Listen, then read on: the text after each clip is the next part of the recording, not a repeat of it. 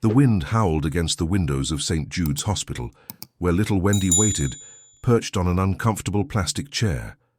Her worn sneakers barely touched the gleaming floor, and her dress, though clean, bore the telltale signs of wear and tear.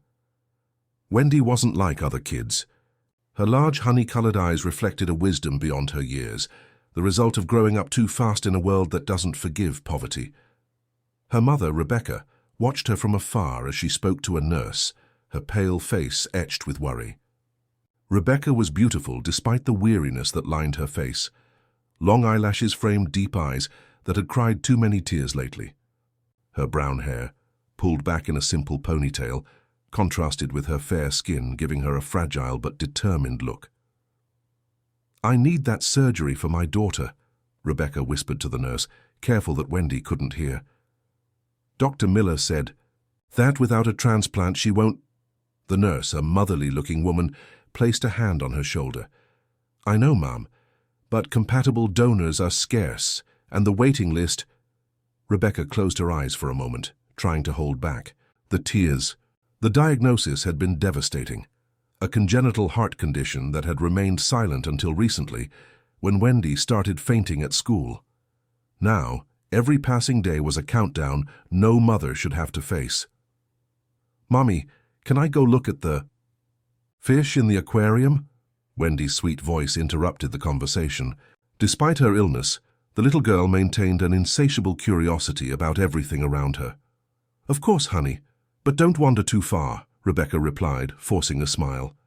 As Wendy walked towards the huge aquarium that decorated the pediatric waiting room, the hospital's main door burst open. A man strode in, followed by an entourage of people dressed in impeccable suits. Richard Sterling, owner of the largest real estate empire in the country, walked with the authority of someone accustomed to instant obedience. His angular face, framed by perfectly styled black hair with a few gray streaks at the temples, displayed an expression of deep concern that contradicted his usual image of absolute control. "Where is my son?" His voice echoed through the lobby, causing conversations to cease instantly.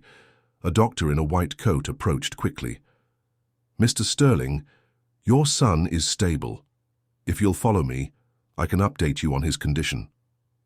Richard nodded curtly and followed the doctor, leaving his entourage in the waiting room. Wendy, who had been observing the scene from the aquarium, felt an inexplicable connection to the important-looking man. There was something in his eyes, a sadness similar to the one she saw in her mother's eyes when she thought no one was watching. Driven by a curiosity she didn't even understand, Wendy discreetly followed Richard and the doctor, keeping a safe distance. "As I explained over the phone, Mr. Sterling," she heard the doctor say as they stopped in front of a door, "your son's condition hasn't changed. He remains in a vegetative state following the accident. His vital signs are stable, but there's no significant neurological response." Richard closed his eyes for a moment, as if each word was a dagger. "It's been several months, Doctor. I was told there might be some chance of improvement." The doctor placed a comforting hand on the powerful businessman's arm. "Medicine doesn't always have all the answers, Mr. Sterling. The human brain remains largely a mystery to us." Wendy felt a pang in her chest upon hearing these words. She didn't fully understand what vegetative state meant, but she could feel the pain in the man's voice. The doctor opened the door to the room, and Wendy took the opportunity to get a little closer, managing to see inside through the small gap. In a bed surrounded by machines that emitted constant beeping sounds, lay a boy. He looked asleep, his serene face framed by black hair similar to his father's, tubes and wires connected, his small body to the monitors that recorded every vital sign. "Ethan," Richard murmured, approaching the bed and taking his son's motionless hand. "Dad's here, champ." Wendy's heart skipped a beat. The scene reminded her of the nights when her mother read her stories of sleeping princes and spells broken by true love. But this wasn't a fairy tale. It was the harsh reality of a desperate father and a boy who wouldn't wake up. "What are you doing here, little one?" The doctor's voice startled Wendy. She hadn't realized she'd been discovered. Richard turned, surprised by the interruption. His eyes, red-rimmed from holding back tears, landed on Wendy with a mixture of confusion and annoyance.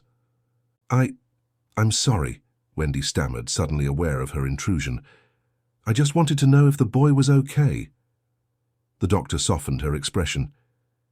"This is a private room, honey. You shouldn't be here." "Who are you?" Richard asked, studying the little intruder with renewed interest. Before Wendy could answer, Rebecca appeared in the hallway, visibly distraught. "Wendy, I've been looking everywhere for you. You can't just disappear like that." "I'm sorry, Mommy," Wendy replied with genuine regret. "It's just that I saw this man, and he looked very sad, like you do when you think I'm not watching." The little girl's innocent words caused an awkward silence. Rebecca, embarrassed, took her daughter's hand. "Please excuse us. My daughter is very curious." Richard, far from being offended, observed Wendy with a strange intensity. "It's no problem," he said finally. "Children have a special perception for these things." The doctor, sensing the tension in the air, suggested that it was best to withdraw, to leave Mr. Sterling alone with his son. Rebecca nodded, grateful for the intervention, and began to walk away with Wendy. But the girl resisted. "Wait, Mommy," she said, turning to Richard. "Why doesn't your son wake up?" "Wendy!" Rebecca exclaimed, mortified by her daughter's direct question. Richard, however, knelt down to be at Wendy's level. There was something in the child's frankness that broke down the barriers he had built around himself.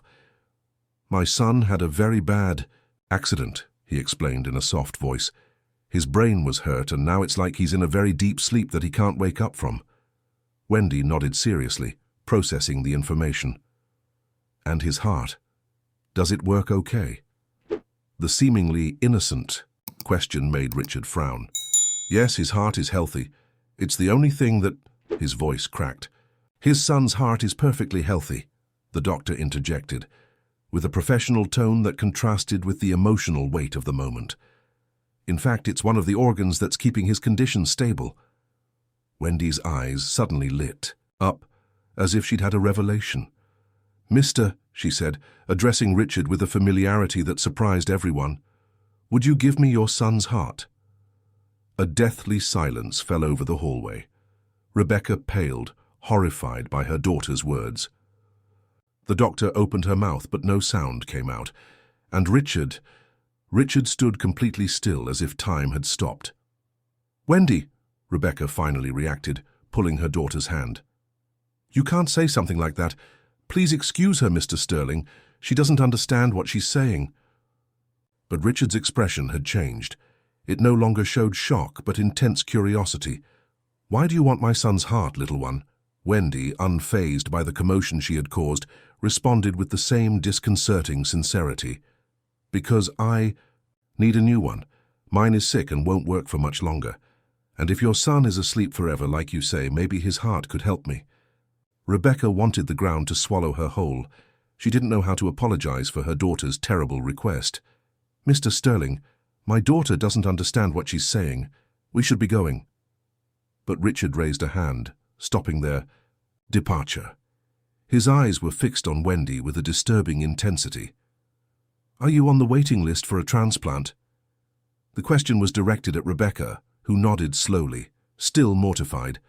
"Yes, but the chances are—" "I understand," Richard interrupted. He straightened up, regaining his authoritative posture.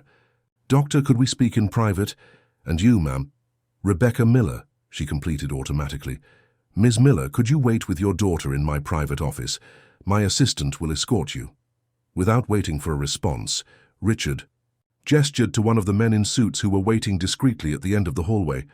"Peter, take Ms. Miller and her daughter to my office in the East Wing. Make sure they're comfortable."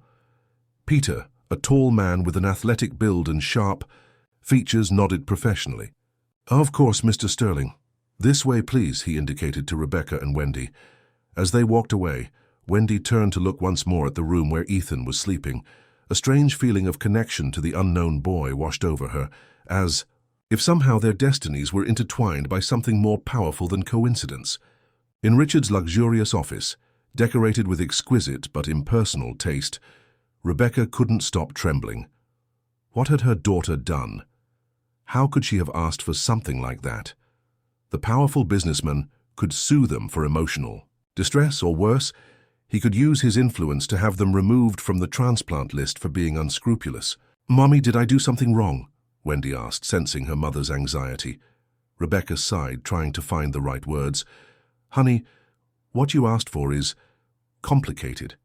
That man's son is very sick, and even though his heart is working, it's part of him. We can't just ask for it like that." Wendy frowned, confused. "But you said we need to find a heart soon, and that boy is asleep forever, right? He doesn't need it anymore, but I do." The girl's simple and brutal logic left Rebecca speechless.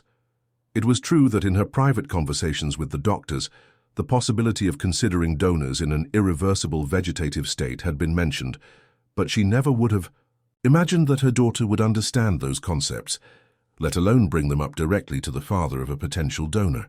The door suddenly opened, and Richard entered with a determined step. He was followed by the doctor, whose serious face revealed nothing about the conversation they had just had. "Ms. Miller," Richard began, sitting down across from them, "your daughter has just made the most brutal and honest request I have ever heard in my life." Rebecca braced herself for the worst. "Mr. Sterling, I beg you to excuse my daughter.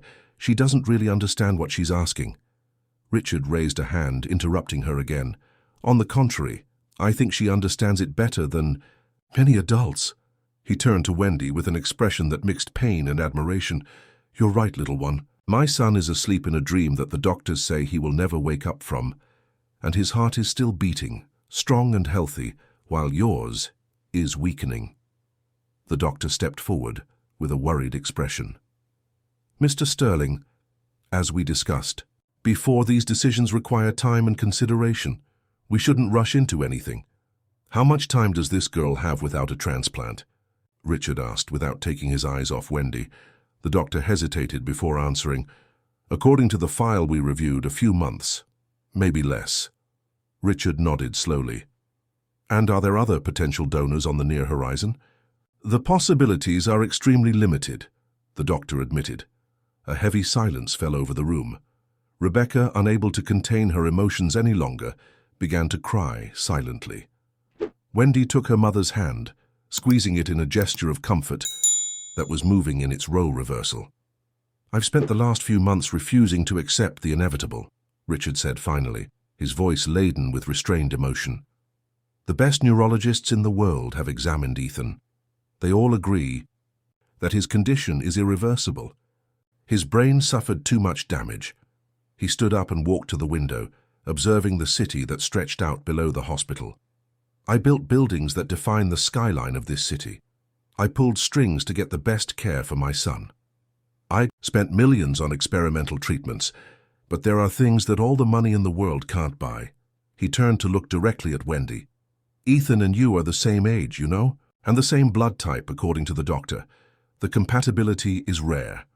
"Mr. Sterling," Rebecca interjected, terrified by the direction the conversation was taking, "I can't allow you to make a decision like this based on my daughters." "Reckless words, it's too much." Richard shook his head. "It's not your decision, Ms. Miller. It's not even really mine." He looked back at Wendy. "It's as if fate has put your daughter in my son's path, for some reason we can't comprehend." The doctor cleared her throat, uncomfortable with the spiritual turn of the conversation. "Technically, as Isaac's father and legal guardian, you have the authority to authorize organ donation if brain death is officially declared." Richard closed his eyes as if the words caused him physical pain. "Is that what you're suggesting, doctor? Declaring my son dead so this little girl can live?" "I'm just stating the medical and legal facts, Mr. Sterling. The decision is entirely yours." Richard sat down again, this time closer to Wendy. "Tell me, little one, if you received my son's heart, what would you do with your life?" Wendy thought about it for a moment, with that seriousness so uncharacteristic of her age. "I would live," she replied simply. "I would go to school every day, help my mommy, play with my friends, and I would never forget that a part of your son would be with me forever." The girl's words, so simple and profound at the same time, seemed to touch something within Richard. A lone tear rolled down his cheek, the first he had allowed himself to shed in public since Ethan's accident. "My wife died giving birth to Ethan," he said suddenly, surprising everyone with this personal revelation. He was all I had left of her. That's why I refused for so long to accept that he would never be the boy I knew again. He paused, regaining his composure. But maybe it's time to let go. He stood up and addressed the doctor with renewed determination. I want you to run all the necessary tests to confirm compatibility. If the results are positive, I will authorize the donation. The shock was visible on the faces of everyone present. Rebecca brought her hands to her mouth, unable to process what she was hearing. Mr. Sterling, said the doctor, clearly surprised by the decision, this is something that requires reflection. I suggest you take a few days to... I've had months to reflect, Doctor, Richard interrupted. Months watching my son connected to those machines, knowing deep down that he would never come back. This little girl's direct question has only put into words what my heart already knew. He turned to Rebecca. Your daughter has given a purpose to Ethan's suffering. She's given a meaning to his condition that I hadn't been able to see. Wendy, who had remained silent, observing the exchange between the adults, stood up and approached Richard. In a gesture that left everyone breathless, she took the powerful businessman's hand in her own. Thank you, mister, she said with disarming simplicity. I promise to take very good care of your son's heart. Richard, visibly moved, nodded without being able to articulate a word. At that moment, something changed in the atmosphere of the room. What had begun as an impossible and inappropriate request had transformed into a strange pact of life and death, of loss and hope, between a magnate shattered by grief and a little girl clinging to the possibility of a future. The doctor, regaining her professionalism, announced that she would immediately coordinate the necessary examinations. Rebecca, still in a state of shock, could only nod mechanically as she tried to assimilate the miracle she was witnessing. Meanwhile, Wendy looked out the window, towards the sky that was beginning to turn orange with the setting sun. In her childlike but wise mind, she felt that something extraordinary was happening, something that went beyond medicine, transplants, and coincidences. It was as if two hearts, one asleep and one weakened, had found a way to beat together against all odds.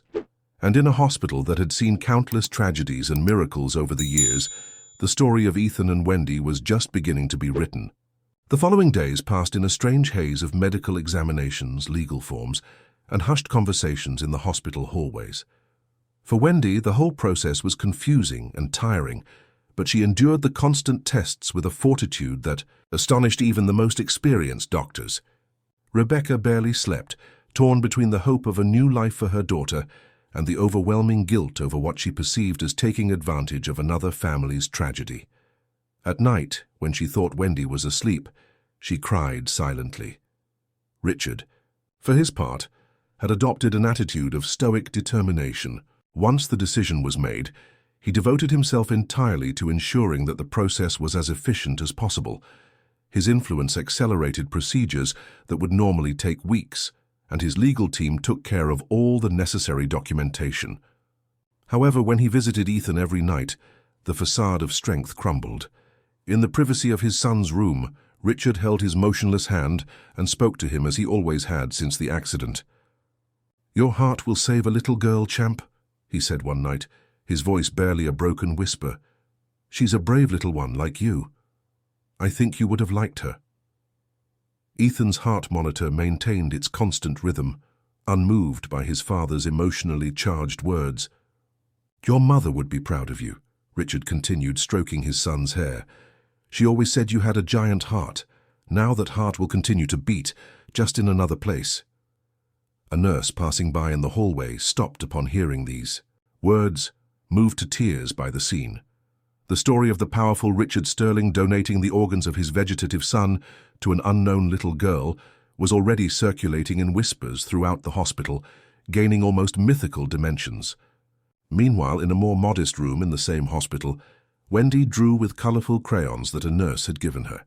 Her drawings, surprisingly detailed for her age, always showed two figures, a girl with a huge red heart on her chest and a boy floating among clouds. "Who is he?" Rebecca asked one afternoon, pointing to the floating figure. "It's Ethan," Wendy replied naturally.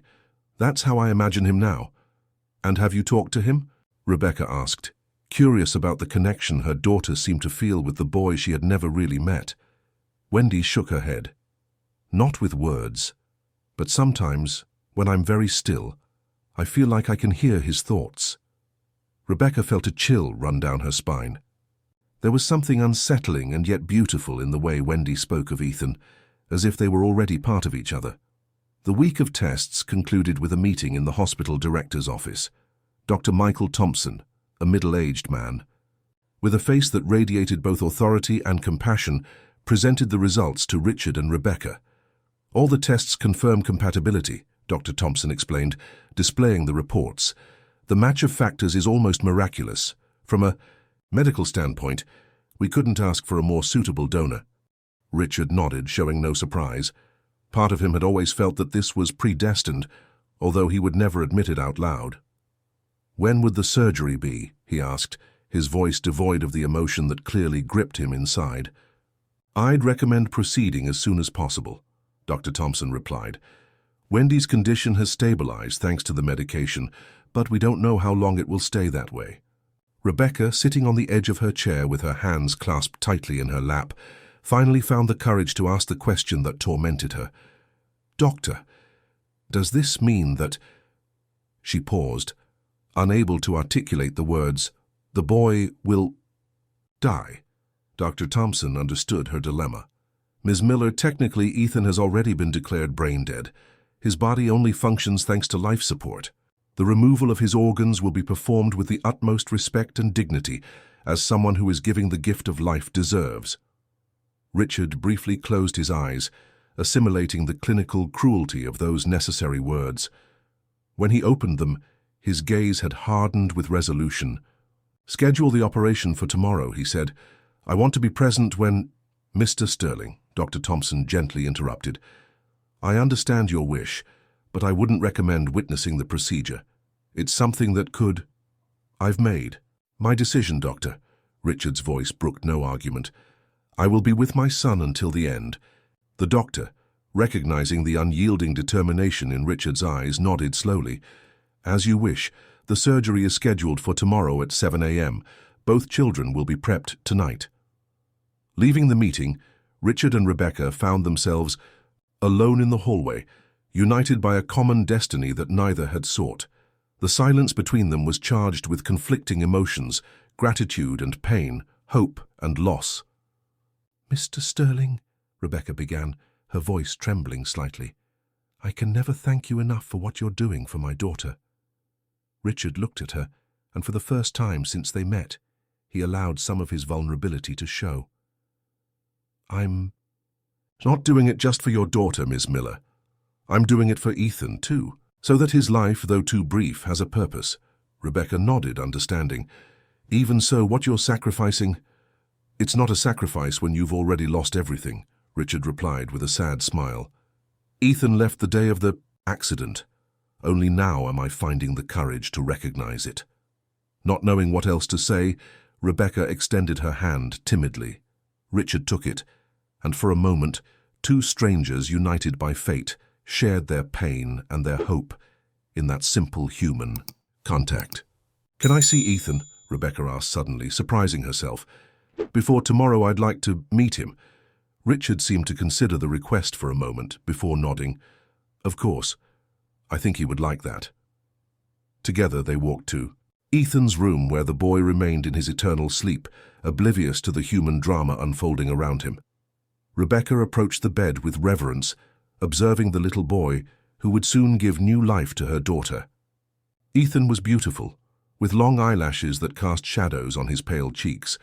His chest rose and fell with the assistance of the respirator in a hypnotic rhythm that simulated life. Hello, Ethan, Rebecca whispered with maternal tenderness. I'm Wendy's mom. I wanted to thank you for what you're going to do for my daughter. I promise we will never forget your gift. Richard, observing from the door, felt something loosen in his chest. A knot of emotion that he had held tight for months was finally beginning to unravel. That night, as the nurses prepared both children for the surgery the next day, a thunderstorm broke over the city. Lightning intermittently illuminated the hospital rooms, creating dancing shadows on the walls. Wendy, who had always feared storms, remained serene this time. She looked out the window, fascinated by the spectacle of light and sound. "Aren't you afraid?" a nurse asked while adjusting the IV line. "No," Wendy replied with a smile. "Ethan, Tay's telling me not to be afraid. He says storms are just the sky celebrating." The nurse exchanged a worried glance with Rebecca, who simply shrugged. The unexplainable connection that Wendy felt with Ethan was something she had learned to accept, without question. In Ethan's room, Richard had insisted on spending the night. Sitting beside his son's bed, he held a worn-out storybook, Ethan's favorite, before the accident. "This will be the last story, champ," Richard said, opening the book to the marked page. His voice, normally firm and authoritative, trembled slightly as he began to read. "Once upon a time there was a brave prince who set out on a journey to save a princess in danger." As he read, the tears he had held back for so long finally ran freely down his cheeks. They were not tears only of sadness, but also of liberation, of acceptance, and of a strange form of peace. Outside, the storm raged, as if the sky itself wanted to accompany the pain and hope that intertwined in that hospital. The morning arrived with an unreal calm after the tempest. The first rays of sunlight filtered through the blinds as the medical team began the final preparations for the operation. Wendy, already sedated, was transferred to the main operating room. Her small body seemed even more fragile on the huge operating table. Rebecca gave her one last kiss on the forehead before the doors closed, separating them. In an adjacent room, Ethan was prepared with equal care and respect. Richard, dressed in the required sterile gear, remained by his side. His imposing presence now reduced to that of a father saying goodbye. Dr. Thompson would direct both operations, moving between the two rooms. It was a complex procedure that would require absolute precision and perfect coordination between the surgical teams. "We're ready to begin, Mr. Sterling," Dr. Thompson announced. "This is your last chance to withdraw." Richard shook his head. "I'll stay." With a nod of respect, Dr. Thompson signaled to begin the procedure. The following minutes passed in solemn silence, broken only by the sound of surgical instruments and the doctor's occasional instructions. Richard observed everything with an outward calm that concealed the turmoil of his emotions. When the crucial moment finally arrived, Dr. Thompson looked at Richard, seeking one last confirmation. Richard leaned over Ethan, kissed his forehead, and whispered, "Go to Mom, son. Your heart will keep beating here, doing good." With that farewell, he signaled to proceed. The exact moment when Ethan's heart stopped beating in his chest was marked by absolute silence in the room. The heart monitor emitted its final alarm, a sound that would echo in Richard's memories forever. With almost reverential precision, the surgical team extracted Ethan's heart, a perfect organ that still contained the promise of life. Richard, who had insisted on witnessing the entire procedure, felt that something within him also died at that instant. And yet alongside that death, he felt something new being born, the certainty that his son's legacy would continue. The heart was immediately transported to the room where Wendy was waiting. Minutes were crucial. Every second counted for the success of the transplant.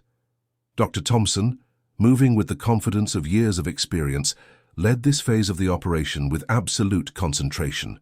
Richard, after witnessing the extraction, was guided to a private waiting room. There he found Rebecca, who looked up with expectation and fear as he entered.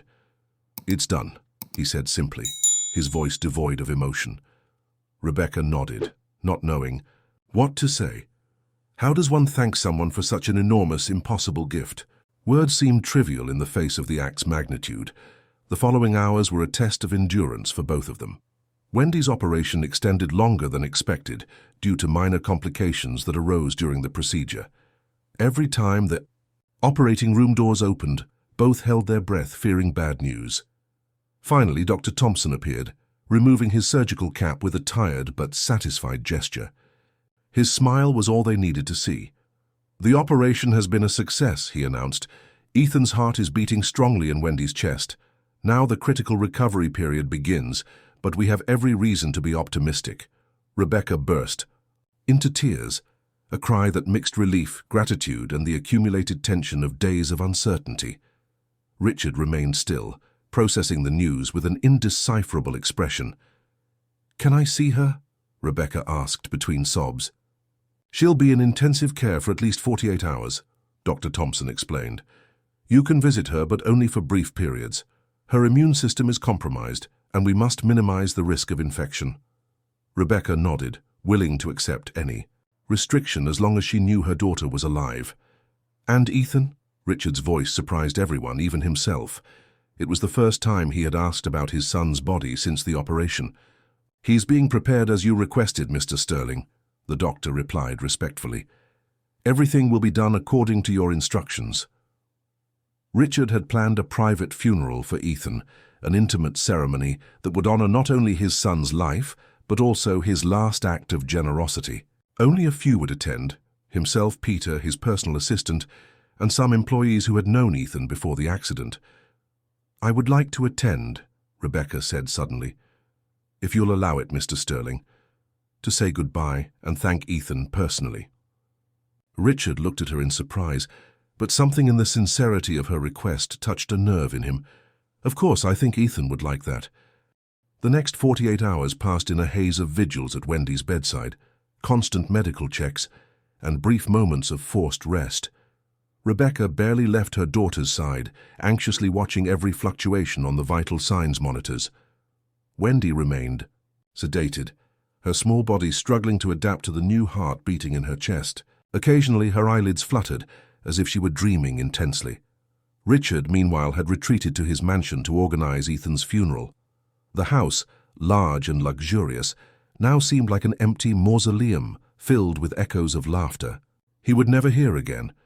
The rooms that once resonated with his son's hurried footsteps and mischief were now plunged into sepulchral silence.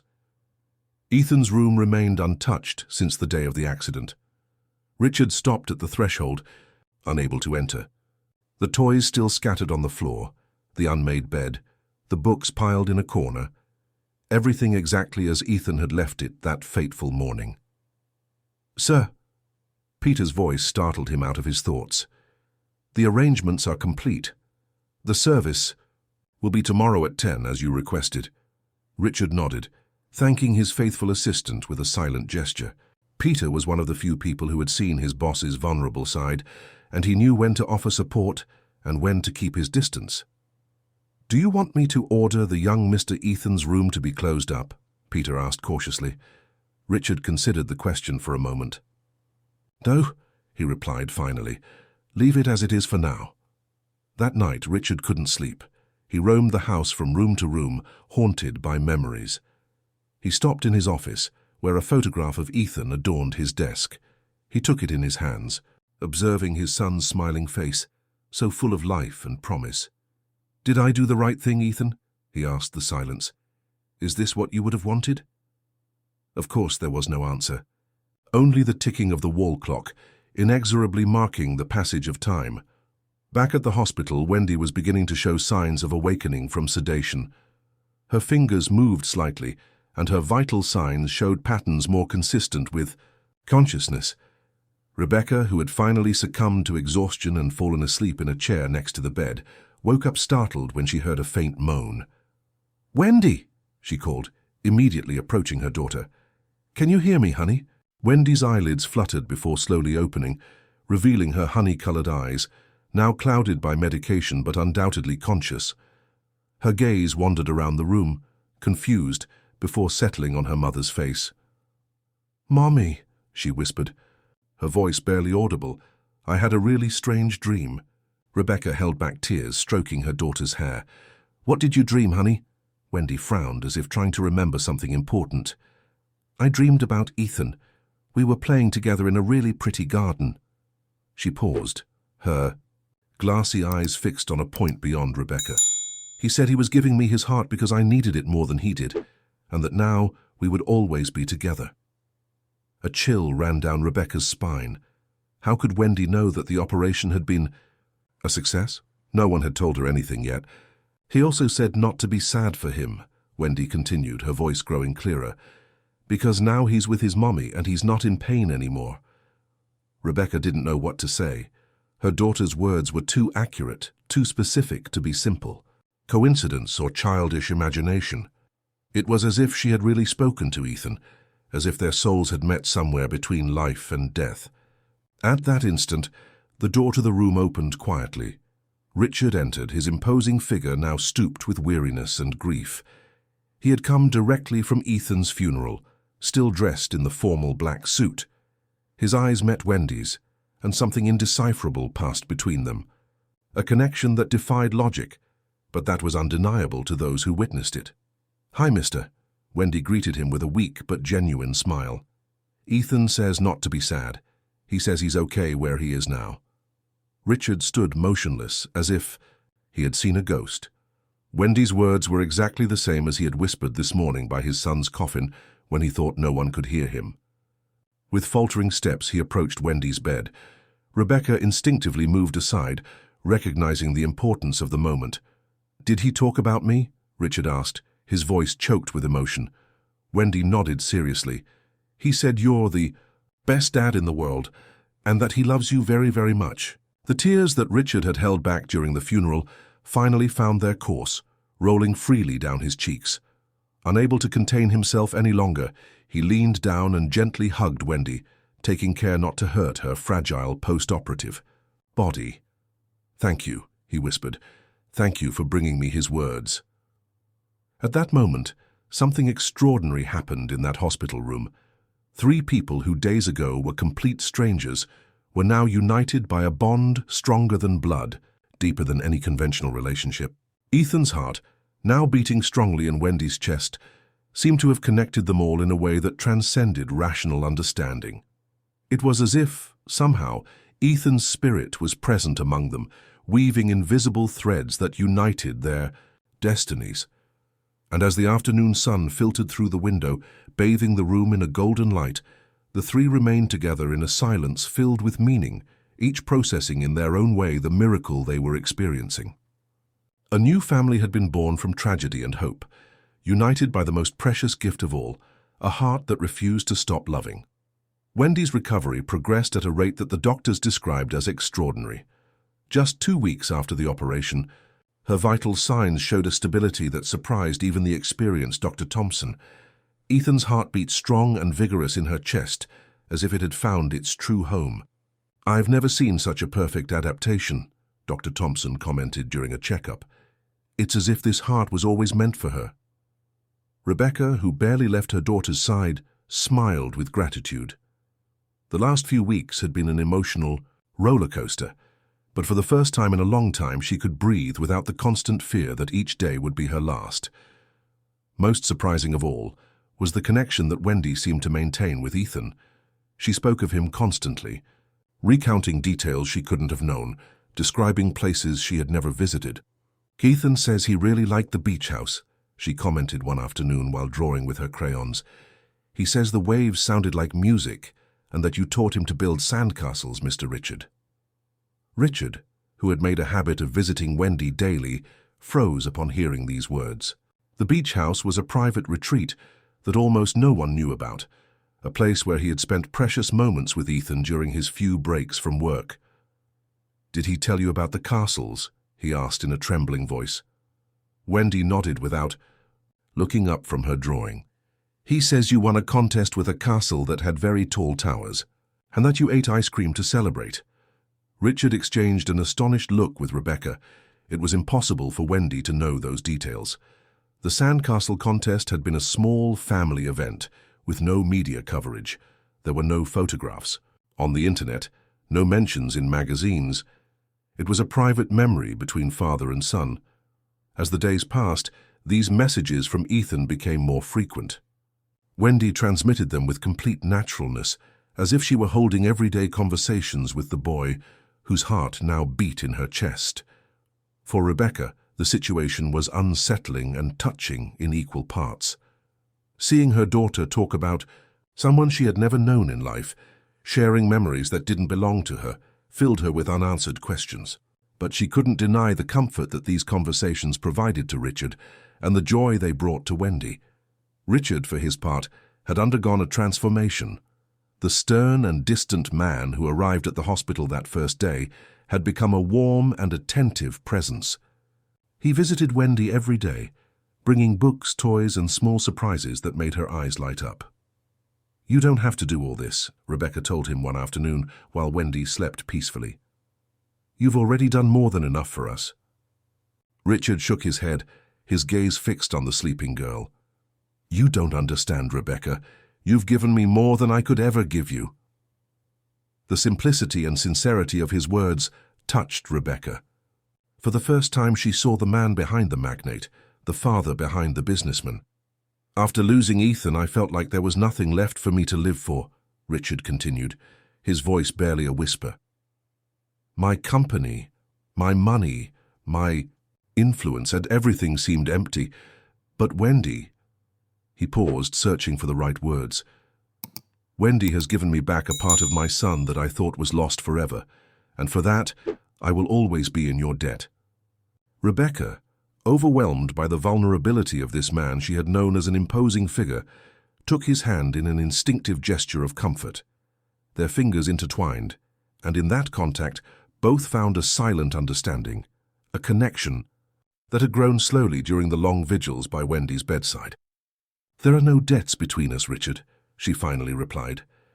"Just a bond that neither of us sought, but that has united us in ways we never could have imagined." The day Wendy was discharged from the hospital arrived with the promise of a new beginning. The girl, visibly stronger and healthier, was beside herself with excitement at the prospect of leaving behind the hospital walls that had been her home for so long. "Can we go to the park? And the beach? And see the ducks at the lake?" Her questions tumbled one after another as Rebecca packed her belongings into a small backpack. "One thing at a time, honey," Rebecca replied, laughing at her daughter's enthusiasm. "You still need to rest and follow Dr. Thompson's instructions." Richard, who had insisted on being present for this important moment, watched the scene from the doorway, a mixture of joy and melancholy reflected on his face. "I have something for you," he said, approaching Wendy and Rebecca. He extended an envelope to Rebecca, who took it with a confused expression. "What is this?" "The keys to your new home," Richard replied simply. "It's an apartment in a quiet area near the park. It has 2 bedrooms, a small study, and best of all, it's only 10 minutes from the best pediatric cardiologist in the city." Rebecca opened the envelope with trembling hands. Inside, in addition to the keys, were documents confirming that the apartment had been registered in her name. It was hers, completely paid for. "I can't accept this," she said, trying to return the envelope. "It's too much, Richard. Please," he insisted, closing Rebecca's hands around the envelope. "I'm not doing it just for you. I'm doing it for Ethan too, for his memory. And if I'm honest, I'm doing it for myself. I need to know that you'll be okay." Rebecca wanted to protest further, but the sincerity in Richard's eyes stopped her. This was not a gesture of charity or condescension. It was the action of a man who had found a purpose in the midst of his pain, a way to honor his son's memory. "Thank you," she said finally, unable to articulate everything she felt at that moment.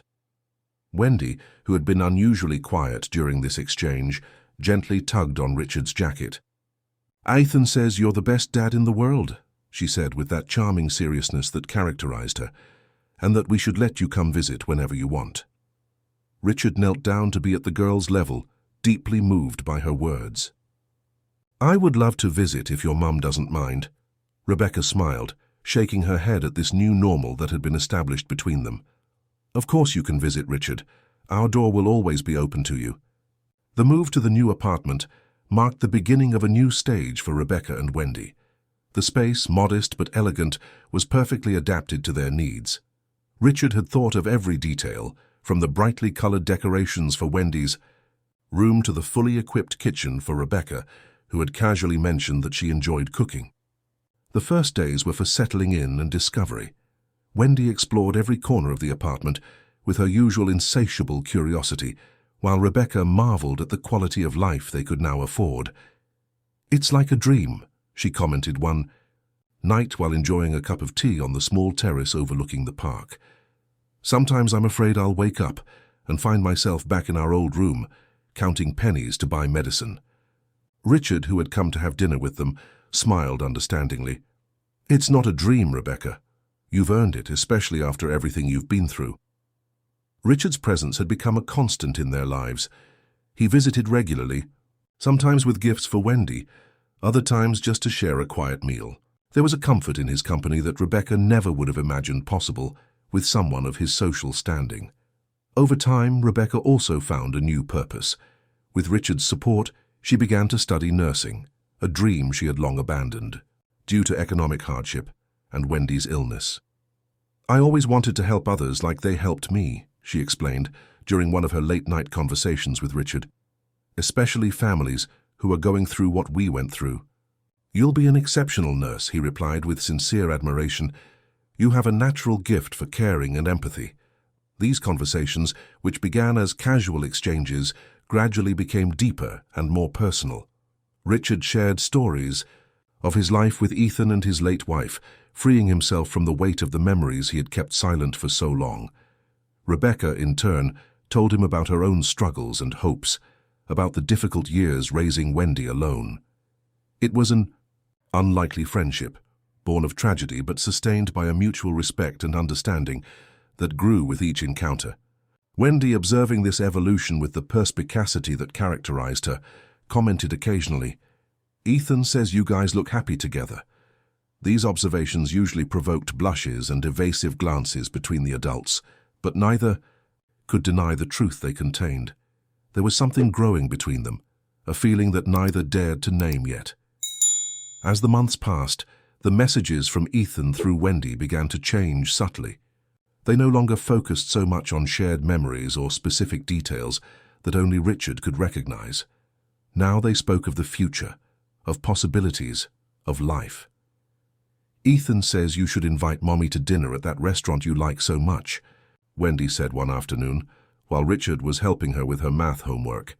"He says it has the best views of the city." Richard almost spilled his coffee, surprised by the direct suggestion.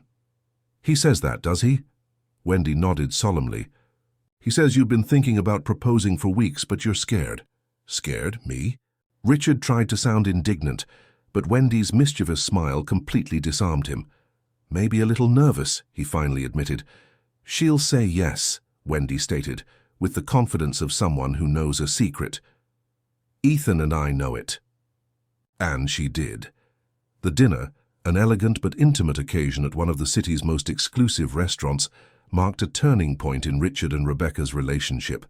Away from the daily routines and the medical context that had dominated their initial interactions, they could truly see each other, not as the tycoon and the single mother, but as two people who had found comfort and understanding in the midst of pain. "I never imagined I could feel this way again," Richard confessed as they shared a dessert. "After losing my wife and then Ethan, I thought that part of me had died forever." Rebecca took his hand across the table, a gesture that had become natural between them. "Life has strange ways of surprising us when we least expect it." "And kids with transplanted hearts who play matchmaker," Richard added with a smile. Rebecca laughed, feeling a freedom and lightness that she had forgotten could exist. "Wendy has always had a gift for seeing things that others don't." "Do you really think she talks to Ethan?" Richard asked, his voice softening as he mentioned his son's name. "Or is it just her way of processing what has happened?" Rebecca considered the question for a moment. "Honestly, I don't know. Part of me wants to believe it's possible that somehow Ethan is still communicating through his heart." She paused, searching for the right words. "But even if it's just Wendy's imagination, does it really matter? What counts is that it has brought comfort and guidance when we needed it most." Richard nodded, appreciating the wisdom in her words. "You're right, as always. What matters is that thanks to them, we've found a new path." The dinner ended with a tacit promise of more moments like this, of a future that they had both believed impossible not long ago. In the months and years that followed, life took on a surprisingly normal rhythm for the three of them. Wendy grew strong and healthy, showing a vitality that before the operation seemed a distant dream. Her medical checkups always brought good news. Ethan's heart had adapted perfectly, functioning as if it had always been part of her. Rebecca completed her nursing studies with honors, and began working in the pediatric cardiology unit at St. Jude's Hospital, the same one where her daughter had received the transplant that saved her life.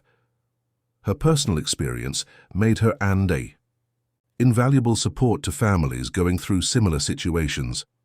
Richard, inspired by his experience, established the Ethan Foundation, dedicated to funding research on transplants and providing support to families with children on organ waiting lists.